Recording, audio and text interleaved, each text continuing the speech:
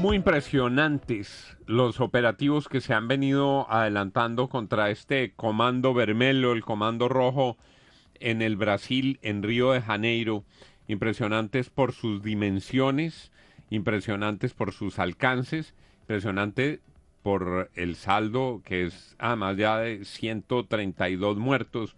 Hacemos contacto a esta hora con un prestigioso profesor de la Universidad Federal Fluminense, analista, el profesor Eduardo Heleno. Profesor Eduardo, gracias por estar con nosotros. Buenos días. Buenos días, é um prazer estar com vocês e um abraço a todos de Colômbia.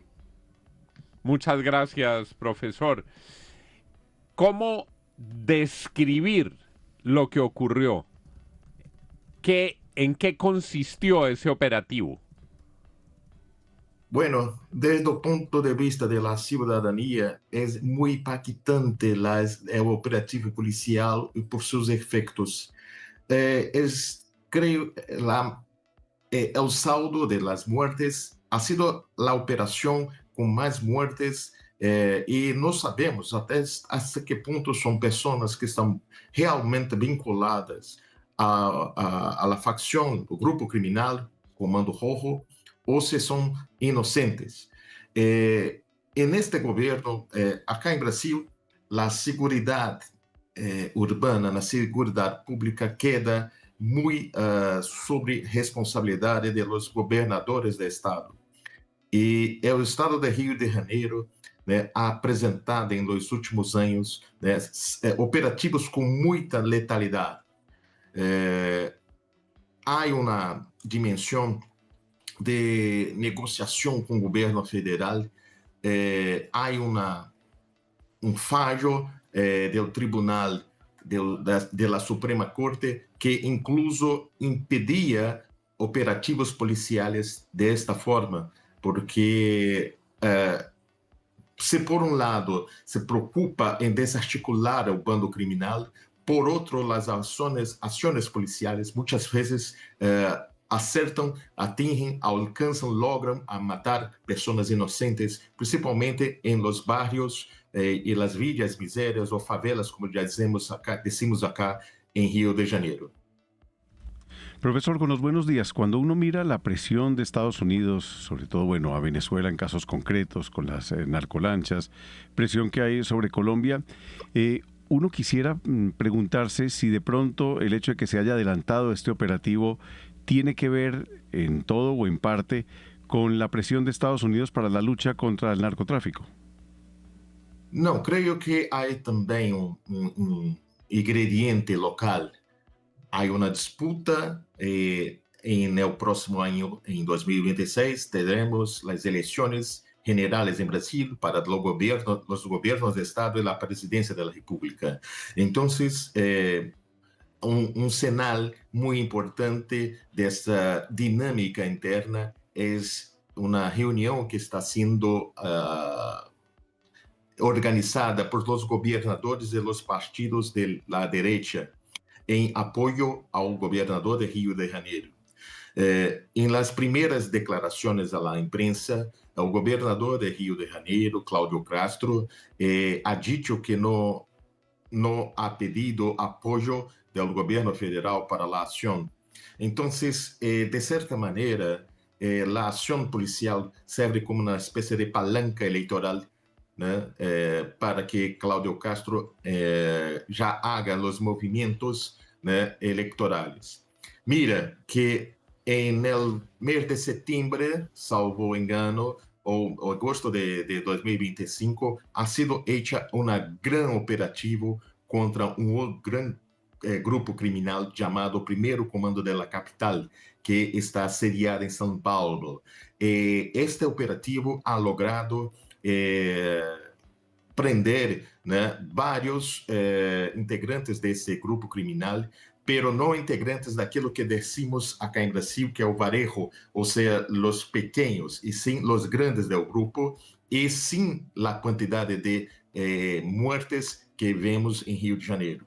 Então, de certa maneira, podemos também ubicar essa operação como um movimento eleitoral dentro da dinâmica de Brasil.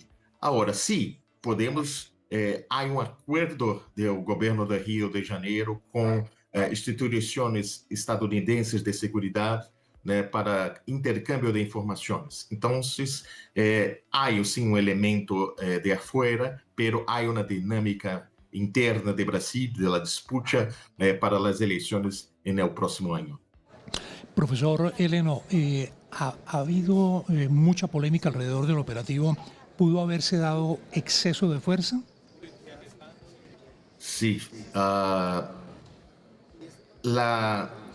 sido la mayor en cantidad de muertes, el operativo más letal que ha presenciado en Río de Janeiro en los últimos años. En el gobierno Castro, de Claudio Castro, tenemos 4 de las 5 operativos más letales en los últimos años de Río de Janeiro. Y diferentemente de lo que ha ocurrido há 15 anos, hubo uma percepção por parte de las personas que vivem em la região del complexo de Alemão, que é o ponto central dessa operação, de traer os corpos de las pessoas que han sido ejecutadas em região de mata, de floresta, né, nesse operativo. Então, as pessoas, os moradores de las viviendas também reclamaram de violência policial em relações a tiros, e o operativo ha parado toda a cidade. Muitas pessoas, muitas madres que levavam seus ninhos às escolas em outros bairros. Então, temos em Rio de Janeiro uma divisão administrativa em zona norte, zona sul, zona sudoeste, zona este, e toda a zona norte ha parado, porque não só as ações impactaram em la segurança das pessoas, porque estamos mirando, né, quase como na zona de guerra, com fuzis que têm um alcance de 3 quilômetros, sendo utilizados em operação, seja por os grupos armados, seja pela polícia. Isso cria uma segurança muito grande. Ademais, né, vários elementos vinculados a este grupo criminal estão presentes em outras favelas de Rio de Janeiro. Então, promoviam a paralisia do tráfico, né, a paralisia que digo do trânsito de veículos, impedindo as pessoas de andar. Então, ha causado um pânico muito grande na cidade, né? E as imagens que hoje correm nas redes sociais e que na hora correram por las redes sociais, né, ampliaram esse pânico. Oiga, profesor, me gustaría conocer algo del origen del Comando Vermelho. No sé dónde leí que nace a partir del decreto que unifica en las cárceles tanto a los delincuentes comunes como a los guerrilleros que luchaban contra la dictadura. Y a partir de ahí nace el Comando Vermelho. ¿Eso es verdad? ¿El Comando Vermelho nace en las cárceles en ese momento? Sí, hay una vinculación en la dictadura militar com os presos políticos e os presos de crimes comuns, como assaltos a banco. Isto porque a Lei de Seguridade Nacional, na época da ditadura, equivaleu os crimes de assalto a banco como se fossem crimes de seguridade nacional. Então, por isso, no cárcere de la Isla Grande, que era uma grande prisão acerca de Rio de Janeiro, houve contato de presos políticos com esses grupos que faziam esse tipo de delito.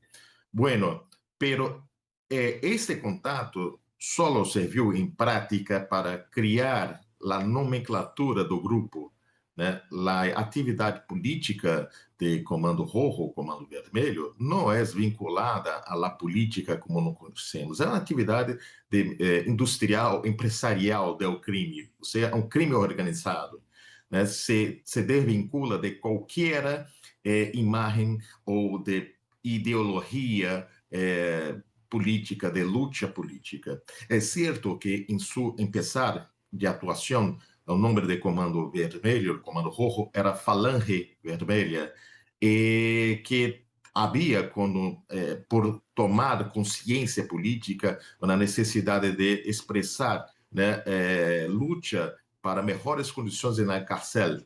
Isso sim, pero não mais que isso. Tá?